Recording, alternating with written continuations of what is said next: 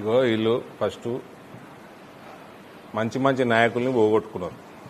ఇప్పుడు వీళ్ళు పొద్దున బిగ్ టీవీలు చూపించారు నాయకులందరూ. మమతా బెనర్జీ పార్టీ వాళ్ళు, హిమాంత బిశ్వ శర్మ, వీళ్ళందరూ ఏ పార్టీ వాళ్ళే?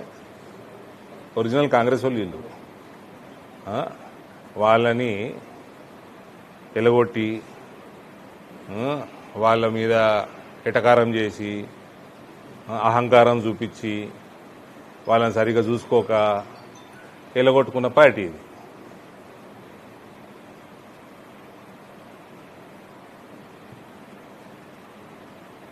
ఇవాళ కుక్క కూడా కాంతలేదు ఈ పార్టీ. అందరు నాయకులు ప్రతి రాష్ట్రంలో శరద్ పవారు, తమిళనాడులో మూపనారు, ఇట్లా ఎన్ని జాగాలు ఉన్నారు. ఈ మన జ్యోతిరాదిత్య సింధియా, రాజేష్ పైలట్ కొడుకు సచిన్ పైలట్ ఆల్మోస్ట్ పోయి వాపస్ వచ్చాడు. వీళ్ళందరినీ ఎలగొట్టుకొని ఇవాళ కాంగ్రెస్ పార్టీ వీక్ అయిపోయి ఈవీఎం మీద ఏడుసుడు. ఈవీఎం పెట్టిందోలే, ఎలక్షనీరింగ్ సిస్టంలో ఈవీఎం పెట్టిన పార్టీ అది కాంగ్రెస్ పార్టీ.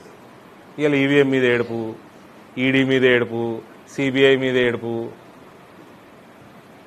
ఇంకోటి నీవు అడిగిన ప్రశ్నలు ఏదో డిపార్ట్మెంట్ ఉండే, ఎలక్షన్ కమిషన్ మీద ఏడుపు. ఓటు చోరీ అంటే బ్రదర్, బీహార్ రాష్ట్రంలో ఒక స్పెషల్ డ్రైవ్ నిర్వహించి బంగ్లాదేశ్ ఓడు, మయన్మార్ ఓడు వాళ్ళందరికి వచ్చి ఏదైతే ఈ మమతా బెనర్జీ లాంటి వాళ్ళు బెంగాల్లో దొంగ ఆధార్ కార్డులు సృష్టించి ఇచ్చి వాటి బేస్ మీద ఓట్లు నమోదు చేయించుకుర్రో అవన్నీ తీసేయడం జరిగింది.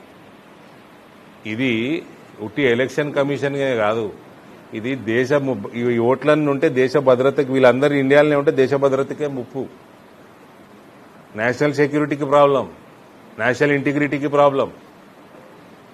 వాళ్ళందరూ ఓటు తీయకుండా ఏం చేస్తారే? ఆడు భారతీయుడే కాదు, ఓటెట్టుంటుందండి?